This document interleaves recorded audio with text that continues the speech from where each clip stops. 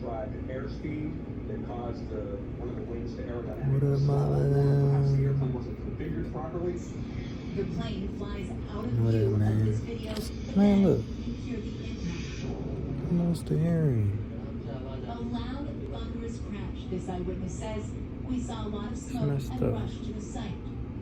With the black plume. 1 second it was in my ear, next minute it was There gone. was plenty of fuel on board. Distraught family members gathering shit. at Kathmandu Airport waiting for news of their loved ones. The Prime Minister pledging the full force of the Nepalese army and police in the rescue efforts. Authorities saying no cause for the crash has been determined yet. Thanks to Molly for that What's report. going on though? What y'all been A doing? Russian missile strike on an Let's know apartment what y'all building in got central going Ukraine has on. killed at least 35 people.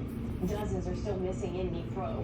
Rescue crews, quote, continue been to like fight 3 for days every since life, I hit a President vape. Volodymyr Zelensky in a Telegram message.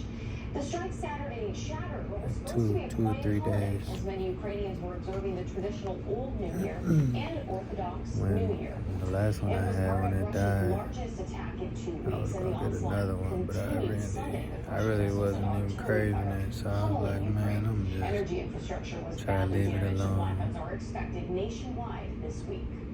Cause I be wanting to, but then I don't want to, so then I don't. But I ain't really been tripping about it. It's been like a few days, so it don't really matter. NBC's Monica Alba has the latest developments. Dr. King's life and legacy show us the way we should pay attention. President Biden honoring Martin Luther King Jr. Sunday. I still got this one. The late Reverend's It's church a cart, in though. Atlanta on what would have been his 94th birthday. His mission was something even deeper. It was spiritual. It was moral. Mr. Biden making history as the first sitting president to deliver a sermon at Ebenezer Baptist's Sunday service. While ignoring reporters' questions about the newest revelations regarding classified material discovered at his Delaware home. The total number recovered is unclear, but documents with classification markings have been identified in multiple locations. Less than a dozen at the Penn Biden Center in Washington, D.C., with the rest unearthed in the president's Wilmington residence, found in a locked garage and an adjacent room. The White House has promised to cooperate as completely and transparently as possible. Still, Democrats conceding the misstep, given the president's past criticism of Donald Trump's handling of classified information. It's certainly embarrassing. It's one of those moments that obviously they wish hadn't happened. While defending how the Biden team reacted initially. The president's lawyers, the moment they found out about the documents that day, turned them over to the National Archives and ultimately to the Department of Justice. As Republicans gear up for major investigations. I will accuse the Biden administration of not being transparent. Why didn't we hear about this on November 2nd when the first batch of classified documents were discovered? What's real concerning to me is how justice is applied, and is it applied equally? Our thanks to Monica Alba for that report. All right, now to flood-ravaged California, where relentless storms have killed at least 22 people since December. President Biden approved a disaster declaration for the state, focusing federal aid on the 3 hardest-hit counties of Merced, Sacramento, and Santa Cruz. Assistance will also be available statewide to help mitigate the effects of future severe weather. The flooding so bad it caused roads to collapse in some areas. In Montecito, cameras captured a person narrowly escaping a road giving way. And the threat continues with more rain and snow expected today, draining the already saturated ground.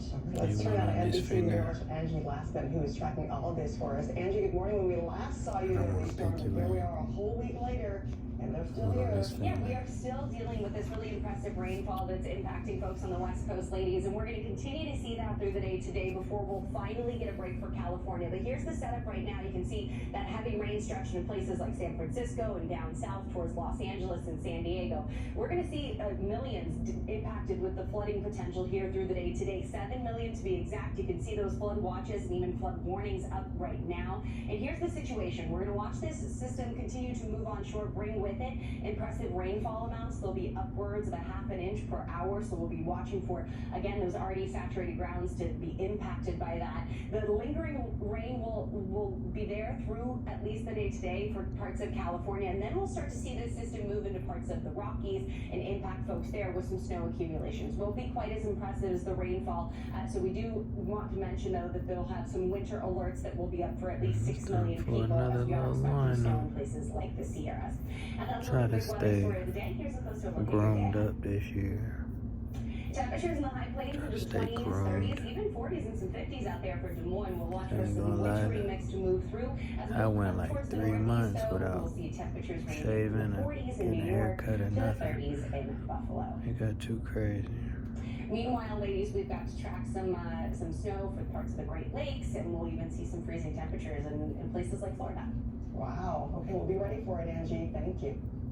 All right, let's talk about the NFL's wildcard weekend, living up to its name in all 3 games on Sunday. The Bengals pounced to an early lead against the divisional rival Ravens. Baltimore came to play, though, scoring twice in the second to grab the lead before halftime. The two teams traded scores and were deadlocked going into the fourth until a fumble recovery became one of the biggest plays of the season.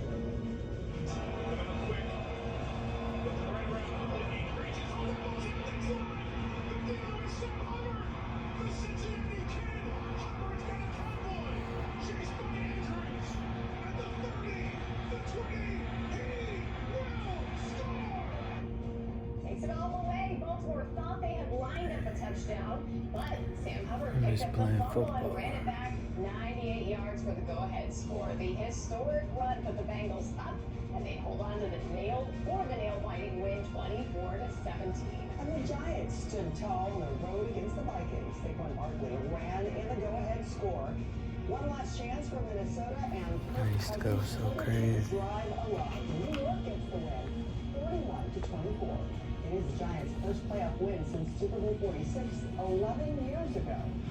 And in Buffalo, the Bills ran out ahead of the Dolphins, over for Miami to make it a game in the second quarter. Josh Allen threw a pair of third-quarter touchdowns, and the Bills' defense came up big in the fourth. Buffalo gets the hard-fought win and advances 34-31. And after watching the game from his own home, DeMar Hamlin simply tweeted W, along with 3 artists. Great. Well, after a powerful Sunday sermon at Ebenezer Baptist Church, we are back in 60 seconds with what President Biden is doing today to commemorate MLK Day. Plus, it's called the Harlem of the South, Miami's historic Overtown. That's a makeover.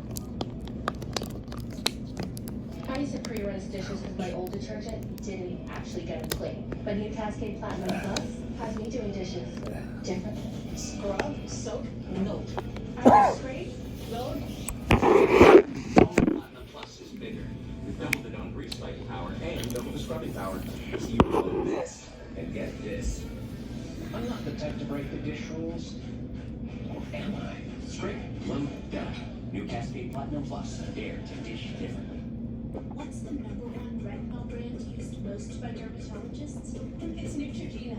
Rapid wrinkle repair. Smooth the look of fine lines in 1 week. Deep wrinkles in 4.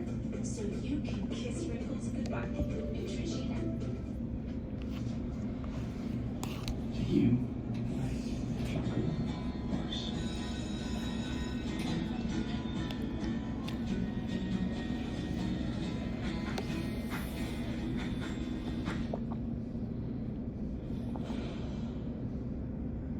Leading the news, today is Martin Luther King Jr. Day. President Biden will honor the civil rights icon by speaking at a breakfast for the National Action Network, which is a nonprofit founded by Reverend Al Sharpton, who's also an MSNBC host.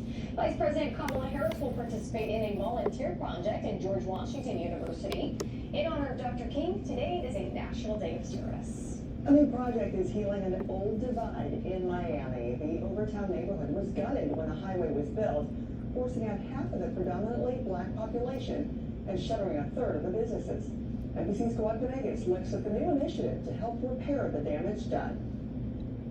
When Bay Heights was 6, she swung from the branches of this banyan tree. She was surrounded by the vibrant center of Overtown, Miami. Nobody locked their doors. We slept all night with our front doors open. Those Overtown memories the 84-year-old historian and writer grew up with are now a rarity. A predominantly black community known as the Harlem of the South that had a bustling downtown and nightlife rapidly became a ghost town, largely because of a highway project. In 1955, President Eisenhower signed the Federal Aid Highway Act. Legislation would clear the way for the government to seize private property for public works projects. Around about 58, when they were getting ready to do the expressway, some people already saw the handwriting on the wall and they started moving out. It was very bad. I don't know how else to tell you except that it was very bad. During the 1960s, Overtown lost more than half its population and a third of its businesses. Overtown was sacrificed for what the government determined was necessary progress. Decades later, an expansion to the highway that still looms above the neighborhood brings new hope to this historical part of town. So there's a lot kind of going on to explore. Jessica Goldman-Srebnick and Trina Harris are part of the Underdecks Executive Committee. This group is working to create a green space under the construction of the new I-395, a $53 million investment to build the new urban landscape. It's going to be light, it's going to be airy, it's going to be full of landscaping and trees and green. Make sure you drink your water You're going to have today. bike trails, you're going to have walking trails, you're going to have art and culture. Any water better than no water. I've experienced some pain walking under the underpass when it was dark, gloomy, and walking as a child. Our committee is working extremely hard to prevent negative experiences that have happened in this community under these underpasses. If approved, funding from the federal government could secure half the money needed. It would come from a $1 million grant allocating funds to projects that reconnect communities torn apart by past federal infrastructure across the country.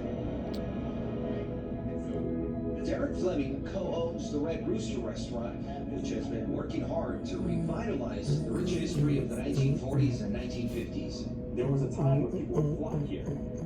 They had to get to Overtown, particularly for a nightlife, but then we were cut off. And so this is an opportunity to reconnect, to not just allow folks to flow out, but folks to flow in a very holistic way. A new hope and a bright future for Overtown, no longer overlooked. And this Miami community is just one of many across the country hoping to restore what was lost.